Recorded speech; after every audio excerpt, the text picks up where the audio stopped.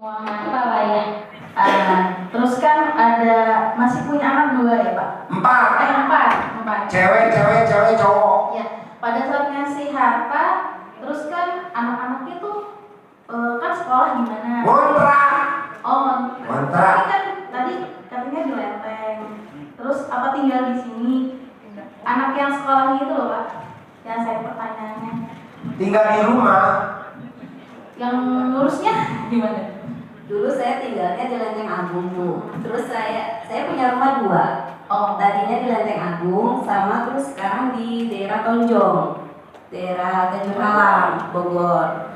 Nah, yang di Lenteng Agung itu sudah diambil alih sama Mandiri. Makanya akhirnya utang saya bisa lunas tuh, dibayarin utang saya di Mandiri. Tukarannya sama rumah. Saya ngontrak sebelum saya sedekah di rumah yang di Tanjung Halang. Saya bolak-balik dari Tanjung Halang ke Lenteng Agung untuk papanya untuk antar ke Lenteng Agung sekolahnya. Itu anak saya tuh waktu saya kejadian itu masih kelas 5 sama kelas 6. Kelas 6 sama kelas SMP. Gitu. Jadi kelas 5 benar Pak. Kelas 5 sama SMP.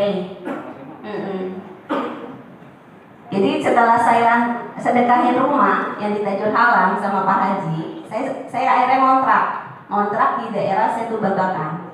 Jadi biar mendekati sekolah anak saya, karena kan waktu itu anak saya mau ujian, kayak gitu. Oh jadi tadi saya menyimaknya gini, kan Ibu minta memberikan semua harta yang pikir saya tuh anaknya gimana gitu. Oh, anaknya tetap tinggal sama saya, jadi tetap kita maksudnya dengan fasilitas. Anaknya nggak disedekain. Istrinya juga nggak disedekain. Anak saya tuh alhamdulillah Bu, sejak mengenal sama anak-anak yatim, mereka tuh ridho. Mereka mengikuti apa yang mama papanya mau gitu kan. Kita sedekain aja ya Kak, Dek, rumah kita. Ya udah mah, kalau memang itu yang terbaik gitu kan. Ya utang-utang mamanya, mama papa bisa lunas, nanti juga bisa beli lagi. Gitu. Makanya sampai sekarang Pak Haji juga kemarin suruh ngundang anak yatim ke rumah setiap minggu. Itu anak saya tuh benar-benar happy banget, senang gitu kan. Malah yang sudah kerja yang pertama, anak saya udah kerja yang pertama. Dia udah lulus S1, yang nomor 2 sekarang kuliah juga. Sekarang udah semester 3. Itu benar-benar dia support. Dia yang misalnya untuk acara anak yatim nih, kan mama papanya kerja di rumah. Jadi yang menyiapin makanan, terus nyiapin karpet buat anak yatim ngaji itu mereka. Jadi kita pulang kerja, kalau saya kan namanya tiap hari kerja, apalagi hari Kamis kan masih hari kerja, saya pulang tuh sampai rumah jam 6 atau jam 7 malam, anak-anak udah siap semuanya. Jadi mereka yang bantu. Ya yang tadi nggak punya penghasilannya, Iya. si Ibu itu terus kan Ibu Riado ya. Nanti kan Ibu nggak punya penghasilan, lalu Ibu mau istilahnya ngasih makan anak nih. Nah itu Ibu gimana? Nah itu dia, itu kuasa Allah Bu. Oh, ada rezekinya ya Bu ya. Saya juga kalau saya berpikir dengan secara pikiran nawar ya Pak Haji ya. Iya. Saya nggak tahu itu kok bisa terpenuhi semua. Anak saya mau masuk ke sekolah ya kan, dari SD yang kelas 6 mau masuk SMP, sampai saya bisa beliin dia motor, itu rezeki dari Allah. Gitu loh. Ini Riado nggak dapat gaji. Iya makanya Pak. Enggak. Makanya Pak Haji bingung kan akunya juga. Beda sama yang sekarang. Sekarang kan Riado dapat gaji kan. Apa punya tabungan dulu kan? Enggak. Riado enggak ya buat anak-anak. Ini Riado nggak dapat gaji. Jadi benar-benar kosong ya Bu ya. Benar-benar dari boro-boro ada tabungan gitu. Saya minus, malah saya ditagih utang ya kan. Saya sampai didatengin debt kolektor gitu kan. Setiap ada orang datang ke rumah saya gitu kan, saya ngeliat di pintu aja tuh ya, jendela gitu kan. Ini baru dengar motor berhenti langsung masuk UGD. Dekat gitu. Udah lama saya itunya kan. Tapi ya Celik-celik. dengan yang Pak Haji ini ke saya gitu kan, sarankan ke saya tuh, kalau dulu kan ya mungkin sekarang ada kearifan kayak gitu ya. Iya, Kalau saya Reoni dulu begini. bangun Amin. tidur aja Bilang Pak Haji dong. bisa Bilang Pak Haji. Setelah Pak Haji saya suruh baca Yasin itu sampai 7 kali balik sama Pak Haji.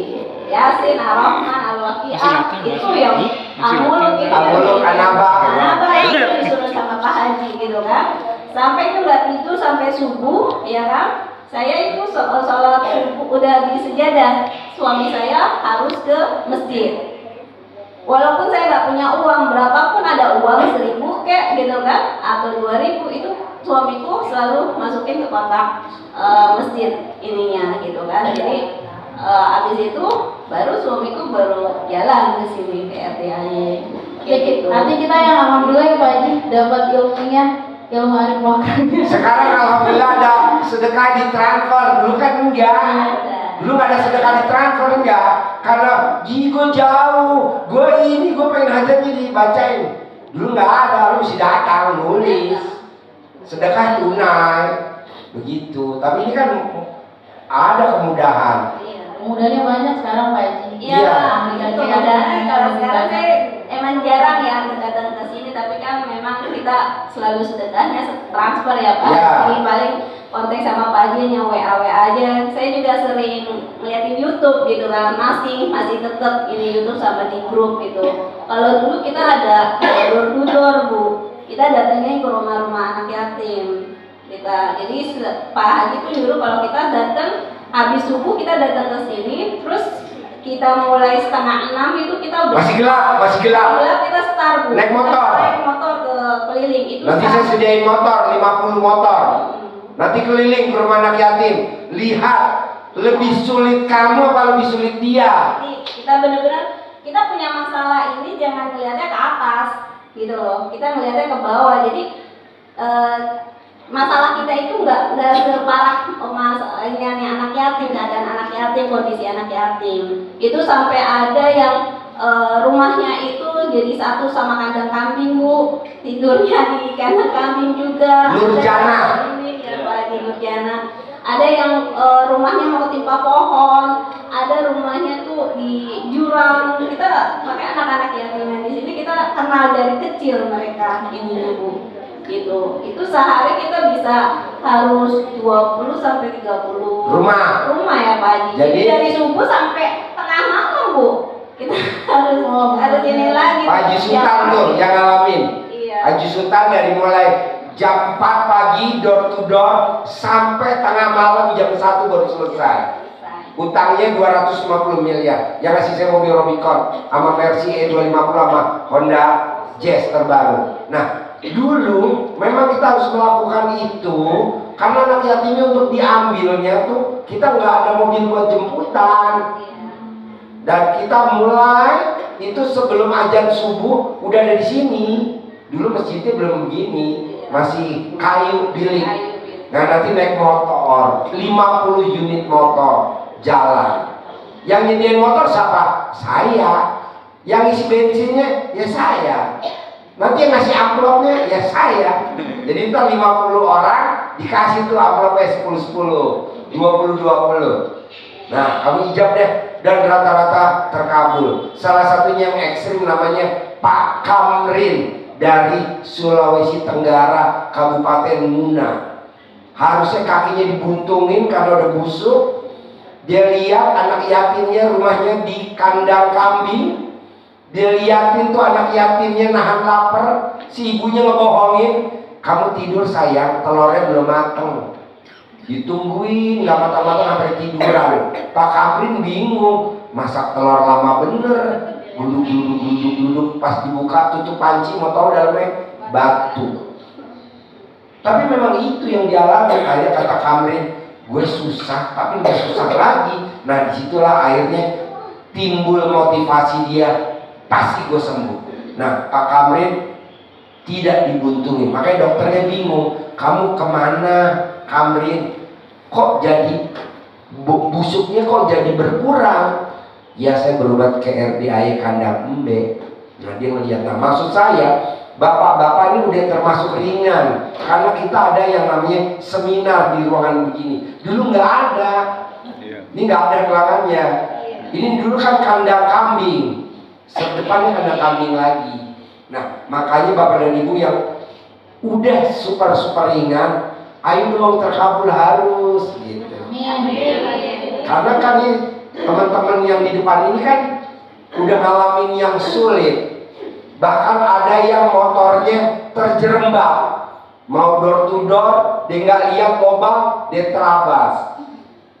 Ada yang kepleset, ada yang keplanting. Itu resikonya door to door. Karena kan rumahnya anak yatim kan ada yang di pinggir-pinggir jurang. Dan kita harus ke situ. Saya bilang, lo harus. Hah? Harus? Lo mau terkabul apa enggak? Harus.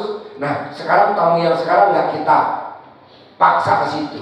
Hanya cuman sedekah subuh jangan bolong, Jumat barokah jangan belum, sifat 18 nggak boleh ada. Dulu belum 18, masih dari 3 naik 8, lagi 8, terus berapa 13. sekarang udah 18. Dulu masih 3. Nah, maunya saya teman-teman karena udah ngeliatin kesaksian ini harus lebih motivasi, harus lebih yakin bahwa hajat kita pasti terkabul. Karena dulu SD kan kita pernah sulit, terlampau itu.